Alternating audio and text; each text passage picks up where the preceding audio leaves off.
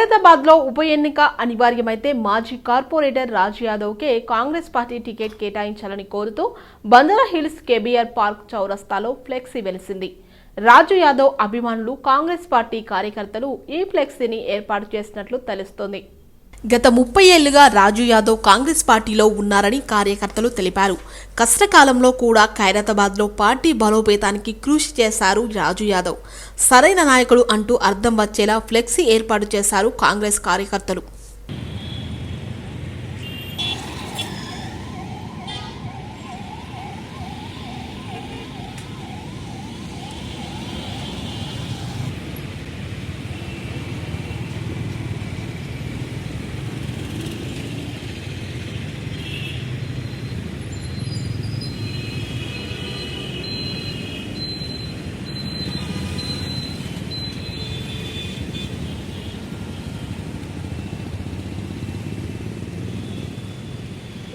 Mini ఇండియాగా పేరొందిన పటాన్ చెరువు నియోజకవర్గం భిన్నత్వంలో ఏకత్వానికి ప్రతీకగా నిలుస్తుందని పటాన్ చెరువు శాసనసభ్యులు గూడెం మహిపాల్ రెడ్డి అన్నారు. కులం, మతం, ప్రాంతాలకు అతీతంగా పరమత సహనం పెంపొందిస్తున్నామని తెలిపారు. ముస్లింల అభివృద్ధికి ఎల్లప్పుడూ కట్టుబడి ఉన్నామని అన్నారు.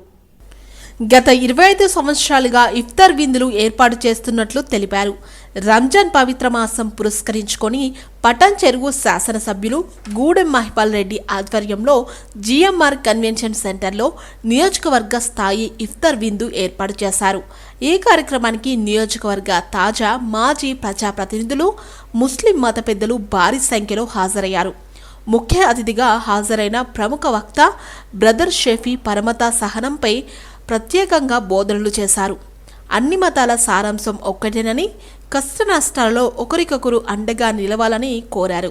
ప్రపంచంలోనే భారతదేశం విభిన్నమైనదని తెలిపారు. సందర్భంగా స్పెషల్గా ఇఫ్తార్ ప్రోగ్రామ్ ఏర్పాటు చేసినటువంటి మన ఎమ్మెల్యే గారు మహిపాల్ రెడ్డి గారు నిజంగా చెప్పాలంటే చాలా అద్భుతంగా, ఎలాంటి తేడా లేకుండా ప్రతి మతస్థులు ఇక్కడ హాజరవడం జరిగింది. వేలాది సంఖ్యలు ఇక్కడ హాజరవడము, సోదరభావంకి ప్రతీకగా ఉన్నటువంటి కార్యక్రమం చాలా సంతోషంగా అనిపించింది. ముఖ్యంగా ఇక్కడ రంజాన్ సందర్భంగా ఇస్తున్న సందేశం ఏంటంటే, ఈ రంజాన్ నెలలోనే ఖురాన్ గ్రంథం అవతరించింది కాబట్టి దానికి గుర్తుగా ఈ నెల మొత్తం కూడా ఉపవాసాలు పాటించమని దేవుడు ఖురాన్లో ఆజ్ఞాపించడం జరిగింది. కాబట్టి ఈ ఖురాన్ అవతరించిన నెల రంజాన్ కాబట్టి అసలు దీనికి ఉద్దేశం ఏంటి? ఉపవాసం ఉద్దేశం అంటే మనిషిలో భయభక్తులు జనించాలి. మనిషి ఏ పని చేయాలన్నా, ఏ పని చేయకూడదన్నా కానీ శాస్త్రం ఏం చెప్తుందో, ధర్మంలో ఏముందో, ఖురాన్లో ఏముందో తెలుసుకుని దానికి తగ్గట్టుగా జీవితం గడపాలి. ఎందుకంటే మనల్ని పుట్టించిన భగవంతుడు చూస్తున్నాడు, వింటున్నాడు, గమనిస్తున్నాడు. మన కర్మకి ప్రతిఫలం అనేది ఉంది కాబట్టి దాన్ని దృష్టిలో పెట్టుకొని మంచి జీవితం గడపాలి. ఎందుకంటే ఏ మానవుడితే నిరహంకారంగా, అహంకారం లేకుండా ఉంటాడో ఆ వ్యక్తే సాఫల్యం పొందుతాడు. ఏ వ్యక్తి అయితే అహంకారం వస్తుందో ఆ వ్యక్తి సాఫల్యం పొందడు అని చెప్పేసి ధర్మం ఏదైతే చెప్తుందో ఆ ధర్మాన్ని బట్టిగా మనం జీవితం గడపాలి. ఇక్కడ చూసినట్టయితే మన సనాతన ధర్మము వేదాలు, ఉపనిషత్తులు, భగవద్గీత బోధించిన, బైబిల్ బోధించిన, ఖురాన్ బోధించినా కానీ ఒకే ధర్మం బోధిస్తుంది. ఖురాన్లో చూసుకున్నట్లయితే 98వ సూరా 5వ వాక్యంలో దీన్ని దీనుల్ ఖయ్యూమ్ అని చెప్పడం జరిగింది. అంటే ఇదే సనాతన ధర్మం అని చెప్పారు. అంటే అరబీ భాషలో ఏదైతే బోధించారో ఇస్లాం అని, అది సంస్కృతంలో చూసుకుంటే అదే సనాతన ధర్మము. ఇక్కడ సంస్కృతంలో బోధించారు, అక్కడ అరబీ భాషలో బోధించారు. ఎక్కడ బోధించిన ధర్మం ఒకటే. మానవులందరూ కూడా ఒకే తల్లిదండ్రి సంతరము, రక్త సంబంధం ఉంది. అందరం కలిసిమెలిసిగా మానవత్వంతో జీవితం గడిపే సందేశం ఇవ్వడం కోసమే గ్రంథాలు అవతరించడం జరుగుతుంది. ఎక్కడెక్కడైతే ధర్మం క్షీణిస్తుందో అక్కడక్కడ ధర్మ సంస్థాపన కోసము ఆ భగవంతుడు, అక్షర పరబ్రహ్మ తన పరమాత్మని అంటే జిబ్రాయిల్ అలైహిస్సలాం అన్ని అవతరింపజేసి ప్రవక్తకి సందేశం ఇవ్వడం జరుగుతుంది.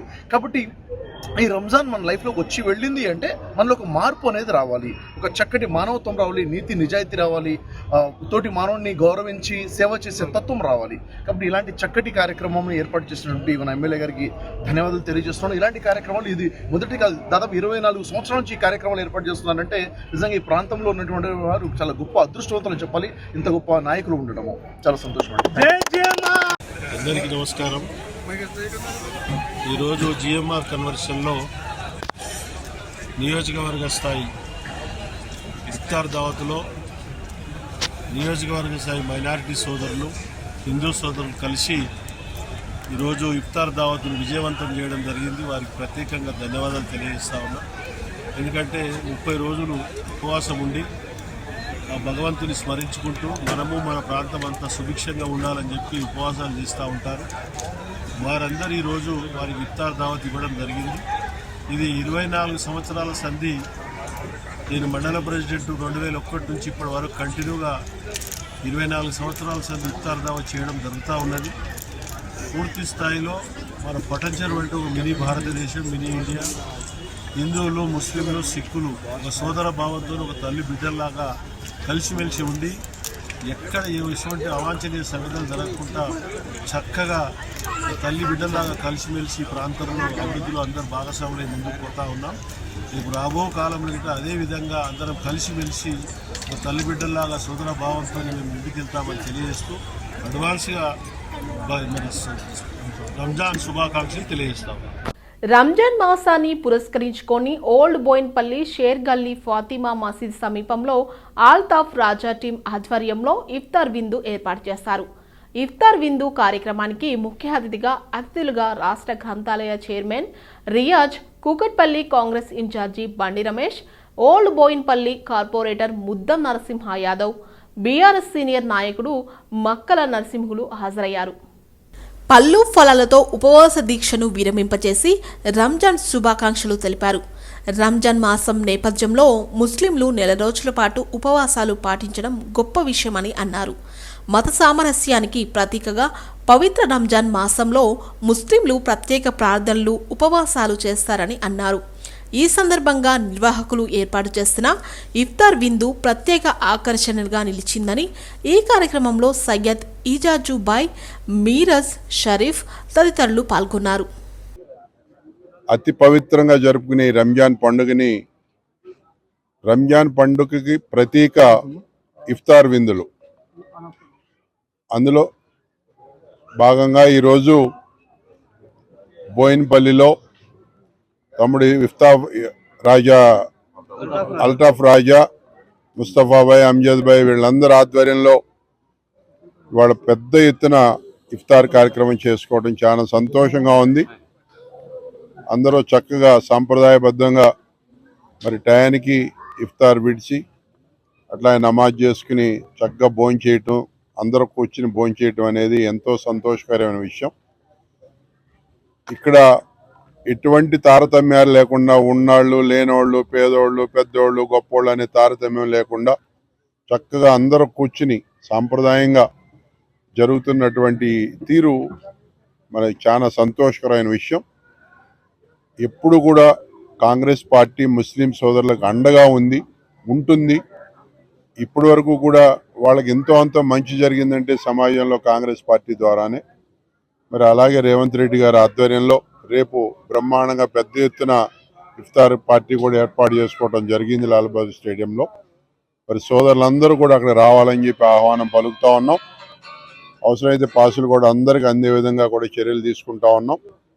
మరి ఇఫ్తార్కు సంబంధించిన గిఫ్ట్లు కూడా ఇవ్వాలని ప్రభుత్వం ఆలోచనలో ఉంది.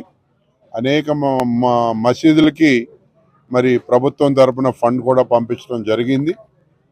కాబట్టి ఇంకా కూడా చక్కగా ఎక్కడెక్కడైనా ఏ అవసరాలు ఉన్నా ముస్లిం సోదరులకి అండగా 24 గంటలు 365 రోజులు కూడా వాళ్ళకి అందుబాటులో ఉండి ప్రభుత్వం తరపు నుంచి వచ్చే ప్రతి కార్యక్రమాన్ని కూడా వారికి అందించడానికి కాంగ్రెస్ పార్టీ ఎప్పుడూ చేతినిస్తుందని చెప్పి సందర్భంగా తెలియజేస్తూ అవకాశం కల్పించిన పెద్దలు, అన్నలు, తమ్ముళ్ళు అందరికీ, ముఖ్యంగా మా ముస్లిం సోదరులకి, సోదరీమణులకి నేను హృదయపూర్వకమైన అభినందనలు, శుభాకాంక్షలు తెలియజేస్తూ సెలవు తీసుకుంటా ఉన్నా. Thank you.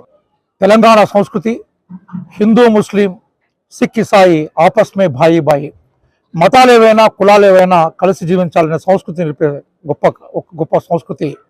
ఈ సంస్కృతిని ముందు తీసుకుపోయే ప్రయత్నం చేయాలి. అలాగే రంజాన్ మాసము గొప్ప పవిత్రమైన మాసం. ఈ మాసంలో మేం భగవంతుణ్ణి అల్లా పేరుతో ధ్యానిస్తూ ప్రపంచంలో శాంతిని ఇవ్వాలని, భారతదేశంలో రాజ్యాంగబద్ధ పరిపాలనను కల్పించాలని, ప్రజల మధ్య ఐక్యతను తీసుకురావాలని మేము కోరుకుంటున్నాం. 400 సంవత్సరాలకు పైగా చరిత్ర ఉన్న హైదరాబాద్ నగరం భారతదేశంలో ఒక ఐక్యతకి, సామరస్యానికి ప్రతీక ఉంది.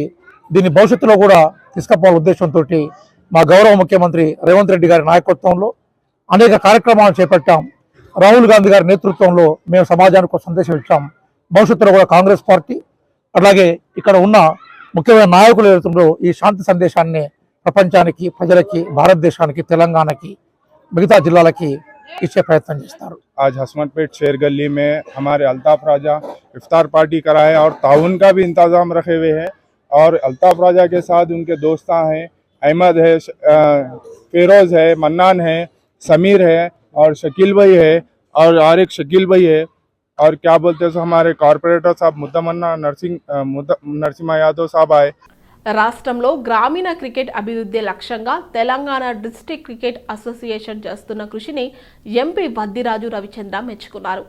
ఎన్నో ఏళ్లుగా గ్రామీణ క్రికెటర్ల అభ్యున్నతి కోసం కష్టపడుతున్న టీటీడీసీఏ వ్యవస్థాపక చైర్మన్ షాట్ మాజీ చైర్మన్ అల్లీపురం వెంకటేశ్వర్ రెడ్డి సేవలను రవిచంద్ర ప్రశంసించారు.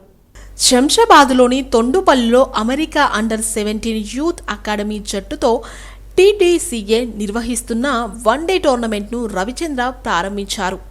ఈ టోర్నీలో ఏవైసీఏ జట్టుతో పాటు తెలంగాణ రూరల్ రైజర్స్, ఫాంథర్స్, వారియర్స్ టీంలు పాల్గొంటున్నాయి. తొలుత కొద్దిసేపు సరదాగా క్రికెట్ ఆడిన రవిచంద్ర ఆ తర్వాత టాస్ వేసి మ్యాచ్ను ప్రారంభించారు. నిర్లక్ష్యానికి గురైన గ్రామీణ క్రికెట్ను అభివృద్ధి చేయాలనే లక్ష్యంతో ముందుకెళ్తున్న టీటీసీఏను రాష్ట్రంలోని క్రికెట్ ప్రేమికులందరూ ఒక తాటిపైకి వచ్చి తమ మద్దతు తెలియజేయాలని కోరారు. ఈ ప్రోగ్రాము అమెరికా నుంచి పిల్లలు వస్తున్నారు అనగానే ఆయన బాధ తాపత్రయం అంతా ఇంత కాదు. మంచి హోటల్ అకామిడేట్ చేయాలి, ఎల్బీ స్టేడియంలో మంచి క్రికెట్ ఆడియాలి, ఎల్బీ స్టేడియంలో ఆడియాలని అందరు చాలాసేపు అనుకున్నాడు, ఆలోచించారు. కానీ ప్రభుత్వం వాళ్ళు అక్కడ రేపెల్లుండి 2-3 రోజులు ఏదో ఇఫ్తార్ విందు ఉంది కాబట్టి ఆ స్టేడియం ఎంగేజ్ అయింది ఫుల్గా, కాబట్టి చేయలేకపోయారు. కానీ మంచి గ్రౌండ్ దొరికింది, దగ్గరనే ఎయిర్పోర్ట్ పక్కనే దొరికింది. మీరందరూ కూడా మంచిగా ఎంజాయ్ చేయొచ్చు.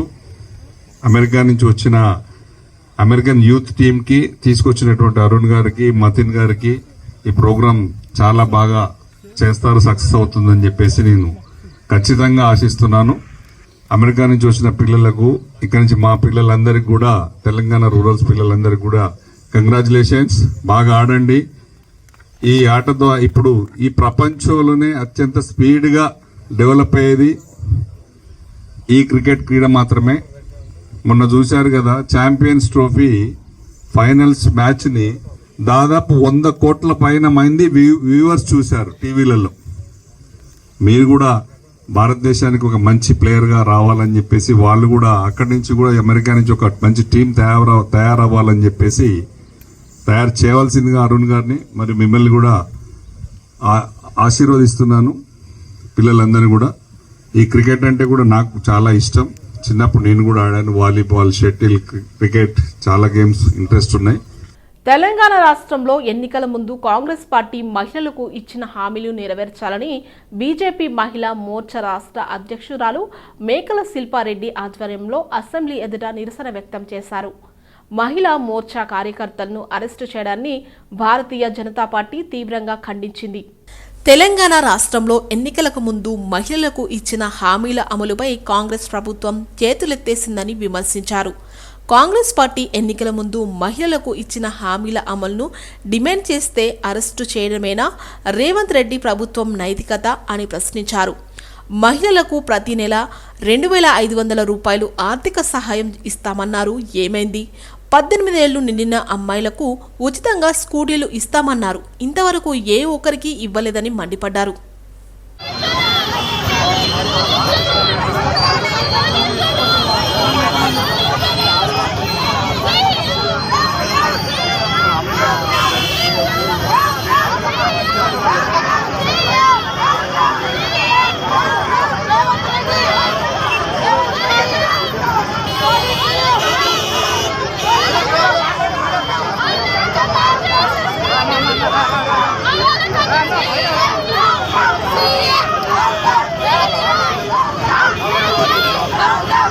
రంగారెడ్డి జిల్లా ఐఎస్ సదన్లో న్యాయవాది ఇజ్రాయెల్ హత్యకు గురైన సంగతి తెలిసిందే. దీంతో ఇబ్రహీంపట్నంలో న్యాయవాదులు నిరసన తెలిపారు. అడ్వకేట్ల రక్షణ కోసం ప్రత్యేకంగా చట్టం తెచ్చి రక్షణ కల్పించాలని డిమాండ్ చేశారు. న్యాయ వ్యవస్థలో ఉన్న అడ్వకేట్లకే రక్షణ కరువైపోయిందని, సామాన్య పరిస్థితి ఎలా ఉంటుందని అడ్వకేట్లు అసహనం వ్యక్తం చేశారు. ఇజ్రాయిల్ లాంటి న్యాయవాది సామాజిక స్పృహ కలిగిన వ్యక్తిని హత్య చేయడం తీవ్రంగా ఖండిస్తున్నామన్నారు. న్యాయవాదులపై రోజురోజుకు దాడులు పెరిగిపోతున్నాయని, వాటిని అరికట్టడంలో ప్రభుత్వాలు పూర్తిగా విఫలం చెందుతున్నాయని న్యాయవాదులు ఆవేదన వ్యక్తం చేశారు. ఈ అసెంబ్లీ సమావేశాన్ని న్యాయవాదుల రక్షణ చట్టం చేసి అమలు చేయాలని ప్రభుత్వాన్ని డిమాండ్ చేశారు. అదేవిధంగా రాష్ట్ర ప్రభుత్వాలు కానీ కేంద్ర ప్రభుత్వాలు కృషి చేయాలి. అదేవిధంగా ఈ రాష్ట్ర ప్రభుత్వం కూడా నాకు తెలిసి మొన్ననే అసెంబ్లీలో మన శాసన వ్యవహారాల శాఖ మంత్రివర్యులు చంద్రబాబు గారు న్యాయవాది, తను కూడా రంగారెడ్డి జిల్లా ఇన్ఛార్జ్ మంత్రిగా ఉన్నారు కాబట్టి ఆయన్నే మొన్న 3 రోజుల క్రితము ఈ ప్రొటెక్షన్ యాక్ట్ గురించి పూర్తిగా చర్చించారు. కాబట్టి ఇది ఎంత తొందరగా తీసుకొస్తే అంత తొందరగా మంచిగా న్యాయవాదులకు న్యాయం చేయగలమైతే చేస్తారు. లేకపోతే ప్రతి ఒక్క న్యాయవాది ఈరోజు ఏది న్యాయవాద వృత్తిలోకి రాకుండా ఇంట్లో కూర్చున్న పరిస్థితి ఏర్పడింది. కాబట్టి తక్షణము ఈ రాష్ట్ర ప్రభుత్వము మేము కోరుకునేది అంటే ఈ అసెంబ్లీ సెషన్లోనే చట్టం చేస్తూ బలంగా ఇదొక రేపటి ఒక ఎవరైనా దాడి చేయాలనుకున్న వ్యక్తులు కానీ దాడి చేయాలంటే అసలు ఈ రకంగా ఉన్న చట్టాన్ని చూసి వాళ్ళు వెనుక పుట్టాలి, భయం పుట్టాలి. ఆ విధంగా చట్టం చేయాలని రాష్ట్ర ముఖ్యమంత్రి వర్యులు రేవంత్ రెడ్డి గారికి కానీ మరియు అదేవిధంగా శాసనసభల మంత్రిమండలికి కానీ అందరికీ పార్టీ తరఫున కానీ అందరి తరఫున ప్రతిపక్షాల తరఫున వేడుకలు చేసుకుంటున్నాం. ప్రతి పార్టీ కానీ సమాజం కోసం కృషి చేసిన న్యాయవాది సాంఘికంగా రాజకీయంగా ఎంతో బలపతం చేస్తున్నటువంటి సామాజిక ఒక ఇంజనీర్ లాంటి న్యాయవాది వ్యక్తి పైన దాడి చేస్తే ఇది సమాజానికి హానికరం, సమాజానికి మంచిది కాదనేది సందేశాన్ని ఈ రాష్ట్ర ప్రభుత్వాలు గ్రహించాలి. ఇలా జరిగిన రోజులు మనము భయంతో బతకాల్సిన వ్యవస్థ ఏర్పడుతుంది. ఇక నేడు ఎవరు సామాన్యుడు కూడా ముందుకొచ్చే అవకాశం లేదు. ఒక న్యాయవాది వ్యక్తికే రక్షణ లేనప్పుడు సామాన్య వ్యక్తికి రక్షణ ఉండదనే ఒక సంకేతము సమాజంలోకి వెళ్ళిపోతుంది. కాబట్టి ఈ ప్రభుత్వాలు చట్టపరంగా ఈ వ్యవస్థలో ముందుగానే ఈ రోజు నుంచే దానికి చట్టానికి రూపకల్పన చేయాలని విజ్ఞప్తి చేస్తున్నాము. అన్ని రకాలైనటువంటి కఠినమైనటువంటి సెక్షన్లను పెట్టి ఈ చట్టం రావడం వల్ల ఎవరైతే న్యాయవాదుల మీదకి దాడి చేయాలని ప్రయత్నిస్తారో ఆ చట్టం చూసిన తర్వాత వెనుకడు చేయాలి. అదేవిధంగా ఈ న్యాయవాదులు ఒకరి తరఫునే కాకుండా గెలిస్తే ఒక ప్రమాదం, గెలవకపోతే ఇంకో ప్రమాదం అన్నట్టుగా ఉంది మా జీవితాలు. మేము ప్రతి క్లయింట్కు ఆ కేసుకు సంబంధించిన వ్యవహారాన్ని చూస్తాం కానీ దానికి సంబంధించి ఇతర వ్యవహారాల్లో మేము జోక్యం చేసుకోము. దానేదో అయిపోతుంది, మాకేదో సమస్య వస్తుంది అని చెప్పేసి మా న్యాయవాద కుటుంబాలను అన్యాయంగా రోడ్డు పాలు చేస్తున్నటువంటి దుర్మార్గులపైన ఈ తెలంగాణ ప్రభుత్వము వెంటనే రక్షణ చట్టం తీసుకొచ్చి ఆ రక్షణ చట్టాన్ని తొందరగానే అమలు చేయాలని చెప్పి మా బార్ అసోసియేషన్ తరఫున విన్నవించుకుంటున్నాం. ఎస్ఎల్బీసీ టన్నెల్లో రెస్క్యూ ఆపరేషన్ ఇంకా కొనసాగుతుంది. మరో మృతదేహాన్ని రెస్క్యూ టీం గుర్తించింది. లోకో ట్రైన్లో ఉన్న మట్టిలో మృతదేహం ఉన్నట్లు గుర్తించింది. కాగా తెలంగాణలోని నాగర్ కర్నూలు జిల్లాలో శ్రీశైలం ఎడమ ఒడ్డు కాల్వ సొరంగం పైకప్పు కూలిపోయి 4 రోజులకు పైగా గడిచిన ప్రమాదంలో మరణించిన 8 మంది కార్మికులలో 7 మృతదేహాలను వెలికితీయడానికి సహాయకులు కష్టపడుతున్నారు. ఫిబ్రవరి 22న 14 కిలోమీటర్ల సొరంగంలో ఒక భాగం కూలిపోయిన విషయం తెలిసిందే.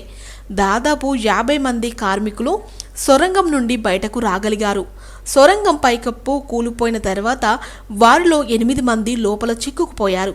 ఇప్పటి వరకు ఒక మృతదేహాన్ని మాత్రమే వెలికితీశారు. ఇప్పుడు మరో మృతదేహాన్ని రెస్క్యూ టీం గుర్తించింది.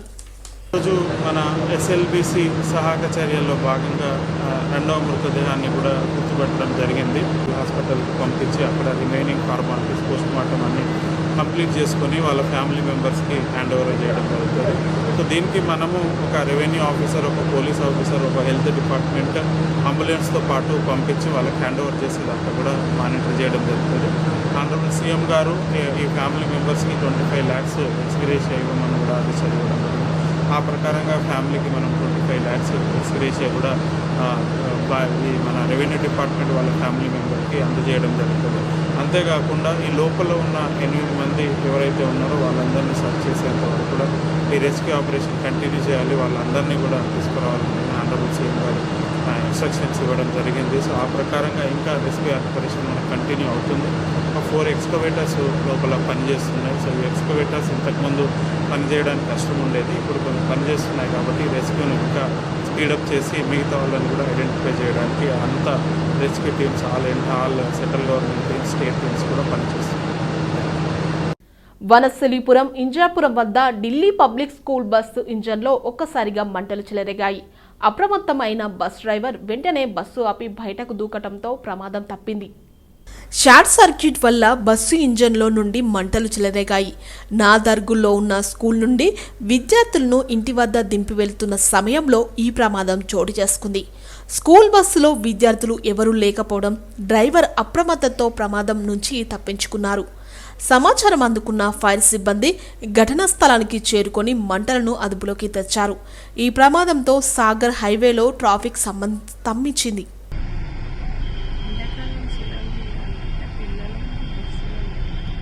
ఎందుకంత